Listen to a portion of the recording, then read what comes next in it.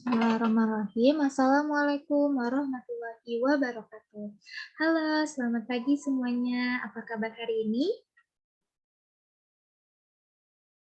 Semoga sehat selalu ya. Oke, sebelum kita memulai pembelajaran, alangkah lebih baiknya kita berdoa terlebih dahulu sesuai kepercayaan dan agama masing-masing. Dipersilakan berdoa dimulai.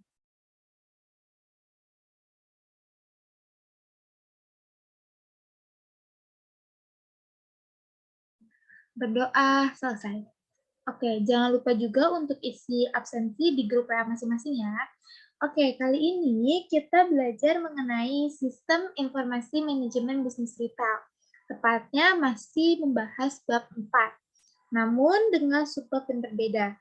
Minggu lalu kita bahas mengenai tipe sistem informasi. Kali ini kita bahas mengenai peranan sistem informasi manajemen retail. Perhatikan dengan baik-baik ya. Oke, peranan sistem informasi manajemen retail merupakan sistem informasi yang memiliki peranan penting dalam sebuah organisasi sebagai penunjang kegiatan bisnis operasional, pertimbangan dalam pengambilan sebuah keputusan, dan menentukan strategi kompetitif organisasi. Contohnya, perusahaan mengambil sebuah kebijakan untuk mengubah seluruh datanya berbasis website yang dapat dilihat oleh pembisnis lainnya dan pelanggan.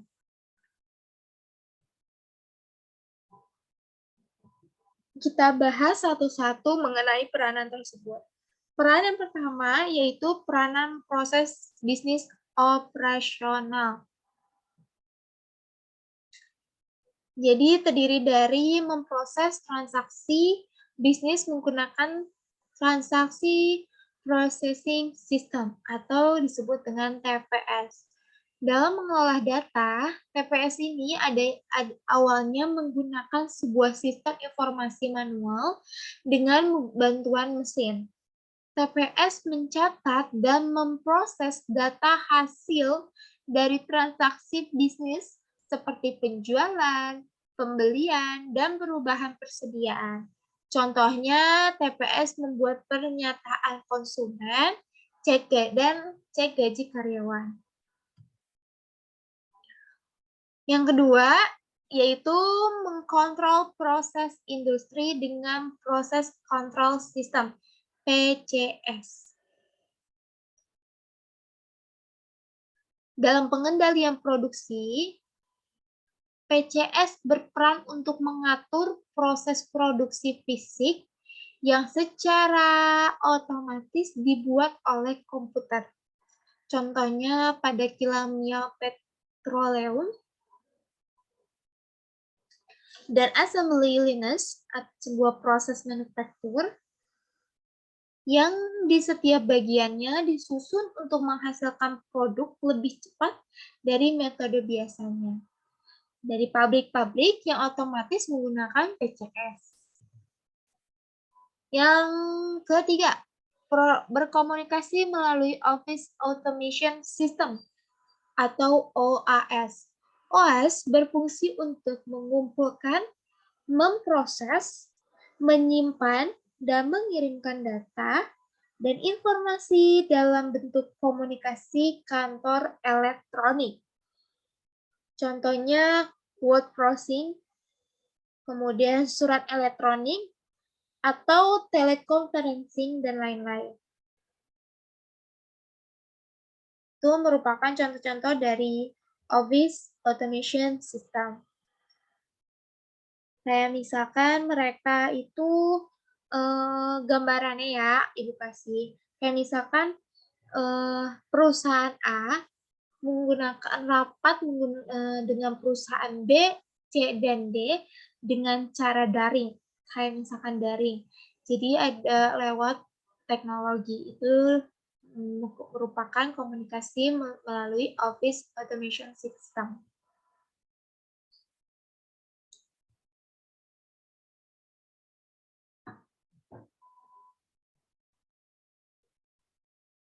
Nah, tadi kita bahas mengenai peranan yang pertama. Lanjut kita bahas mengenai peranan yang kedua, yaitu tentang peranan pengambilan sebuah keputusan. Jadi sistem informasi manajemen ini berperan dalam proses pengambilan sebuah keputusan perusahaan. Antara lain, yaitu sebagai berikut. Yang pertama, ada Information Reporting System, yaitu dibutuhkan dalam laporan spesifik dan rencana awal untuk para manajer. Yang kedua, yaitu Decision Support System, dibutuhkan oleh para manajer untuk mengambil sebuah keputusan, baik yang bersifat interaktif maupun ad hoc, yaitu sifatnya ketika diperlukan. Lanjut yang ketiga, yaitu ada Executive Information System, yaitu dibutuhkan oleh manajemen teratas untuk menentukan strategi pengembangan sebuah perusahaan. Lanjut, ada Knowledge-Based Information System, yaitu untuk mengambil sebuah keputusan manajerial dari para pakarnya. Lanjut, ada End User Computer System, End User Computation System, yaitu sistem informasi yang berbasis komputer yang secara langsung mendukung aplikasi operasional dan manajerial dengan menggunakan metode yang dilakukan oleh pemakaiannya sendiri atau user. Nah, lanjut ada Business Function Information System, yaitu untuk menentukan aplikasi operasional dan manajerial dalam mendukung fungsi bisnis. Dan yang terakhir ada Strategy Information System, yaitu sebagai dasar dalam menentukan produk dan layanan jasa yang dapat bersaing dan menghasilkan sebuah keuntungan. Nah, untuk peranan yang ketiga, yaitu sistem peranan persaingan keuntungan strategi.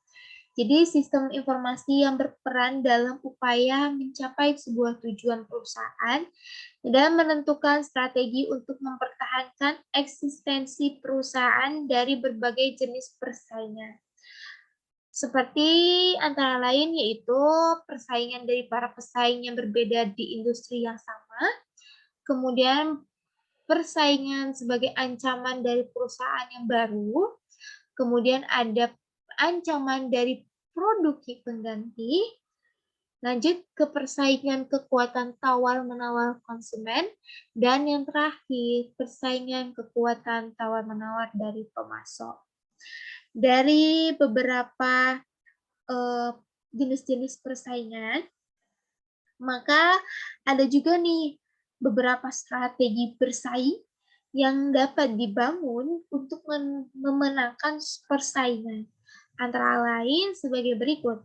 Yang pertama ada innovation, yaitu menentukan cara baru untuk menjalankan usaha, termasuk di dalamnya seperti mengembangkan produk yang baru, cara baru dalam memproduksi, kemudian serta mendistribusikan produk dan jasa.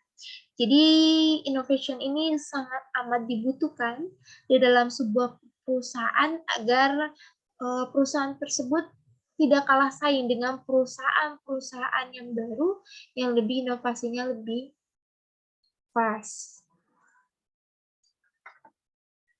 Lanjut ke strategi selanjutnya yaitu product differentiation,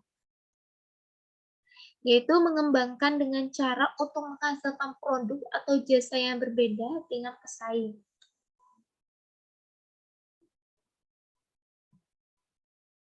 Jadi dengan mengembangkan cara-cara untuk bagaimana menghasilkan produk yang berbeda dari perusahaan lainnya. Lanjut ke yang tiga, cost leadership, yaitu menjadikan produsen suatu produk atau jasa dengan biaya terendah.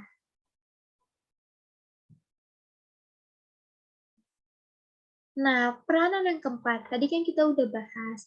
Jadi ada empat peranan. Yang pertama, sistem informasi penunjang, maaf, peranan proses bisnis dan operasional. Yang kedua, ada peranan pengambilan sebuah keputusan. Yang ketiga, ada peranan persaingan keuntungan strategi.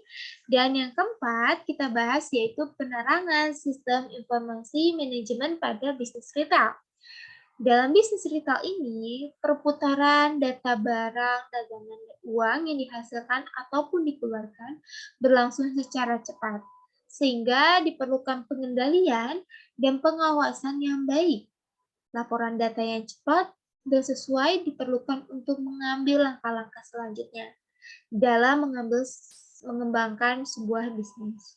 Oleh karena itu, banyak retail yang kemudian menggunakan teknologi yang berhubungan agar lebih efisien. Contohnya menggunakan teknologi pada mesin kasir berbasis electronic cash register dan penggunaan teknologi PC-based POS system. Sistem ini berhubungan langsung dengan bagian inventory, jurnal, laporan penjualan, dan pembayaran tunai maupun non-tunai. Bagi pelanggan, adanya teknologi based POS system pada kasir akan memudahkan sebuah proses transaksi dan pemberian kenyamanan karena tidak perlu menunggu lama. Hal ini karena teknologi menggunakan pemindahan scanner barcode dan menyediakan transaksi tunai maupun kartu debit ataupun kredit. Nah, untuk penggunaan kasir ini mungkin saat ini Indonesia atau bahkan di dunia sudah banyak menggunakan kasir untuk membantu proses transaksi dalam penjualan suatu perusahaan. Oke, baik materi sampai di sini. Jika ada yang bertanya, boleh kalian ajukan pertanyaan di room chat WhatsApp. Sekian dari Ibu. Wassalamualaikum warahmatullahi wabarakatuh. Oke, selamat jumpa minggu depan anak-anak semua.